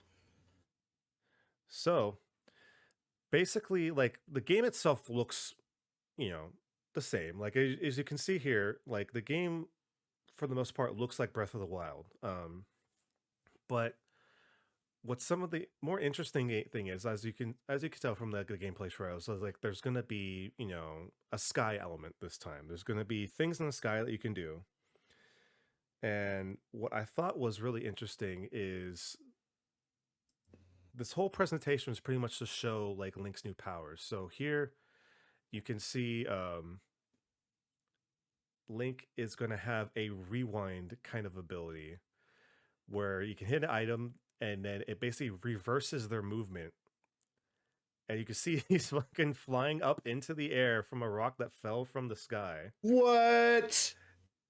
What the fuck? That's sick. Yeah. So as far as we know, Watch it. It's like a couple seconds behind, but all still. of Link's abilities from the last game aren't here, but that's fine because these abilities are fucking sick.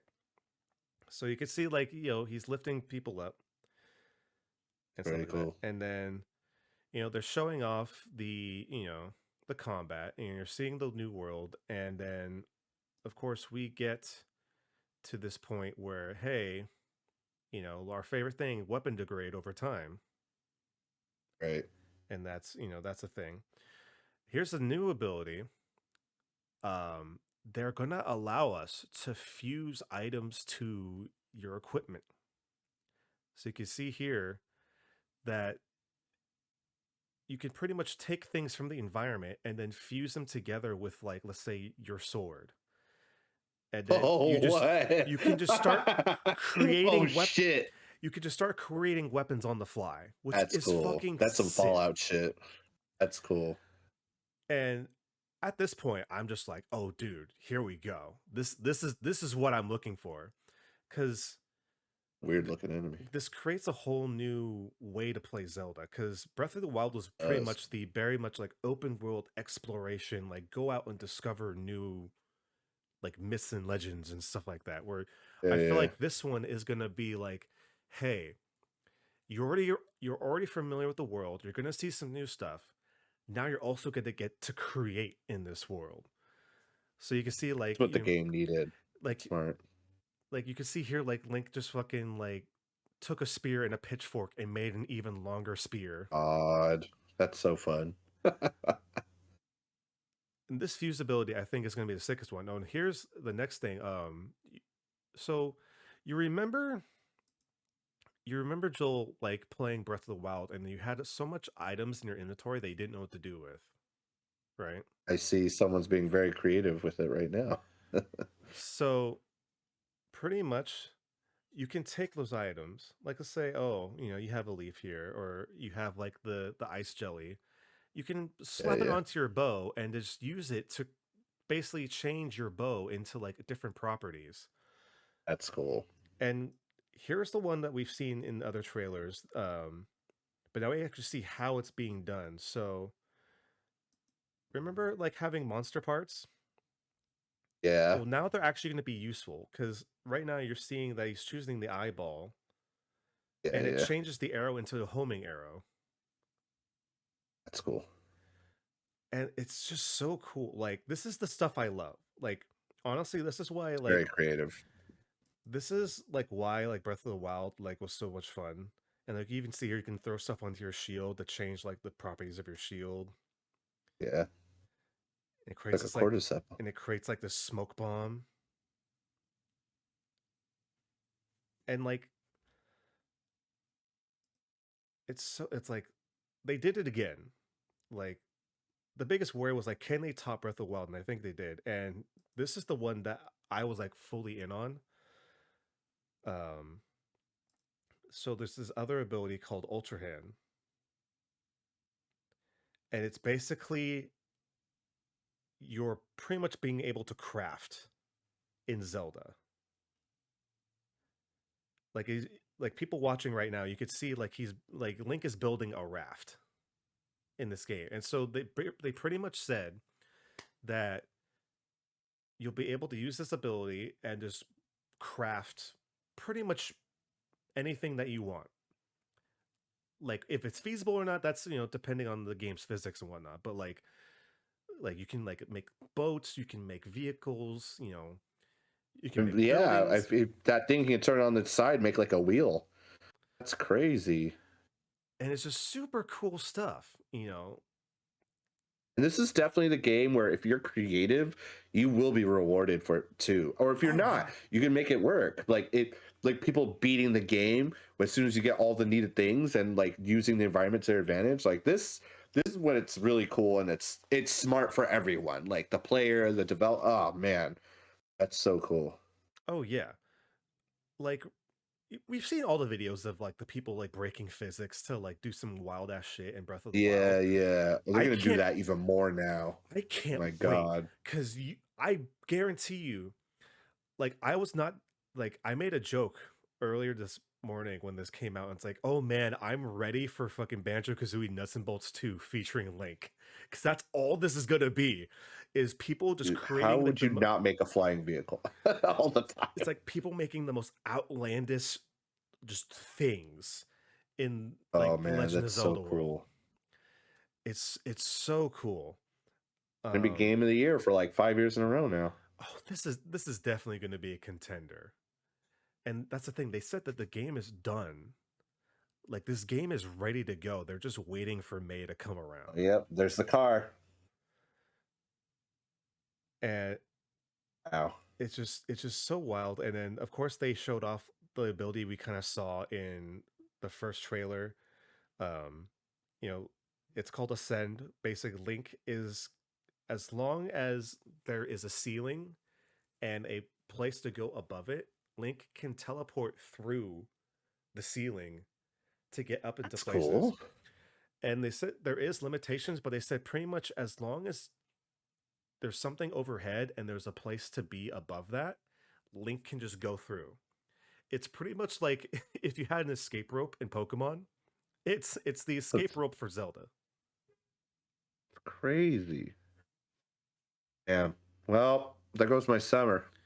And yeah, it's just so cool. And then of course they also mentioned that there are going to be enemies that will also be able to fuse weapons together, and so like it just creates more uh enemy I see this guy with the combination fucking variety. door. Throwing That's Link so off, annoying. and That's so annoying. I you can could tell see already. Link here doing the fucking Fortnite like battle bus drop. God. Yeah, it's just wild. Like I was thoroughly impressed. I was thoroughly impressed with this Dude, presentation. that's gonna be, oh my God. That's gonna Um, be wild. yeah, like I'm a sucker for exploration and stuff like that. I'm an even bigger sucker of customization and like creation within a world It's with always fun. and the thing is that Breath of the Wild impressed me on its physics alone, but now being able to take that physics and then also be able to take pretty much anything in the world that's tangible and creating with that, like I will guarantee you that at some point I will try to build like the biggest monstrosity of like a vehicle that I can, like I will try to make a take if I have the ability to. Dude, I'm gonna make a fucking pod racer, dog. That thing's flying through. And just like and all the other abilities and stuff is just so cool and so awesome to see. Like if you guys aren't like watching like this video, I highly suggest just go looking at the presentation itself and check it out for yourselves. It's I think it's gonna be one of the biggest games of it was already guaranteed to be the biggest game of the year, but I think it's now a solid lock for like one of the biggest games of the year. And of course, they also announced that they're going to be releasing a special edition Switch OLED for Tears of the Kingdom. It's like special design. Fuck them. Like Fuck them. Bastards. Fucking assholes. Making me spend money. Oh yeah. But yeah. Just a little something cool to end this podcast on. It was the most exciting stuff of the day, so it was worth getting a show, and I was glad that I was able to kind of like present this to you, Joel. But yeah, I definitely go check it out after we're done recording and like see. Oh yeah, I'm gonna show Sarah. I sent it to the other Brian because he just beat Breath of the Wild like a couple weeks ago, and he was all in on it. Like literally, it consumed him. I was like, dude, of course, it's amazing. And yeah, I literally just shared it with him right now. So nice. Oh man, this is gonna be so consuming. Oh my god. Yeah, it's gonna be hard to play any other game once this comes out. Like May is gonna be Legend of Zelda like month. God. Whew. I gotta churn out Survivor so I can play Zelda. Fuck. If Mirage comes out on time, shit. We'll see. I'm still worried about that game that's being pushed back again. Well. Yeah. But yeah, I think with that, this is a good bookend for the podcast. Talking about a lot, damn. Yeah, it's been super cool to be able just to talk about nerdy stuff again after a month-long review. So thank you guys for hanging out with us. We really appreciate it. People in the Twitch chat, thank you for being here. Of course, if you're listening and watching this in VOD later on, thank you. Of course, we want to get more people in on the conversation. So if you will, if you're watching on YouTube, press the like button, maybe subscribe, leave a comment, let us know what you think about Tears of the Kingdom, all the other stuff we talked about. Of course, if you're watching or if you're listening on podcast services, leave a comment if you can. It would be really cool to get to talk with you guys. But of course, if you want to reach us in another way, Joel, how could they do that? Another way? Well, there are multitudes of ways, are there not? All right, well, most importantly, if you want to reach out to us directly, got questions, comments, suggestions, feedback, reasons why you should watch Yu Yu Hakusho or play Breath of the Wild, just with an email, unitedwenerdcast@gmail.com. Where? unitedwenerdcast@gmail.com. We're also, as we said earlier, Twitter, YouTube, Facebook, Instagram, TikTok. United We Nerd. It's United_We_Nerd on Twitter, though. But yes, United We Nerd on YouTube. And just United We Nerd, no space, on Twitch. I mean, some of you are already here. Right? United We Nerd. TikTok's the same. And Instagram's United_We Nerd. So reach out to us. Hit us with your takes. We've already hit with some comments, good, some bad. Some people telling us how we do stuff. Whatever. We're here. We're here for Mando. We're here for Zelda. We're here for John Cena. We're fucking here. All right. And of Let course, us know what you think. Hell yeah. We always want to hear from you guys. So, keep them coming. Let us know what you think. But of course, when we're not here, Joel, where could they find you? You can find me, Mad Mech Mastermind, on Spotify, SoundCloud, and on TikTok. Find me there, posting game videos. I know I took a little bit of a break, but I'm there soon. We'll be back to streaming. I think Ragnarok is calling. So I streamed God of War. I think it's time to hit the hit the next one. But yeah, Hell yeah. boom, find us No. there. Where we find you, Brian? Well, of course, you could also find me on Twitter, Instagram at Brian Saber. I believe on Twitter, Instagram is at Brian underscore Saber, and that's Saber with the RE. I'm also thinking about trying to do some more stuff on TikTok as well, so you can find me on there at Brian Saber as well. Twitch right now is kind of up in the air. I've been thinking about trying to get back into the groove of it, but with the podcast and everything, I've been kind of more focused on that. So I might hop in there. Mm-hmm. So if you want to follow me there, you can twitch.tv/ Brian Saber as well. But yeah, Mm-hmm. with that, Joel, it's been awesome to talk about some nerdy shit with you again. This is fun. I can't wait for us to be back Hell next yeah. week. And of Oh, course, yes. until next week, everybody out there, thank you so much for being with us. We hope that you guys have a good week. And of course, until next time, keep on nerding. Ball nerding. Keep listening.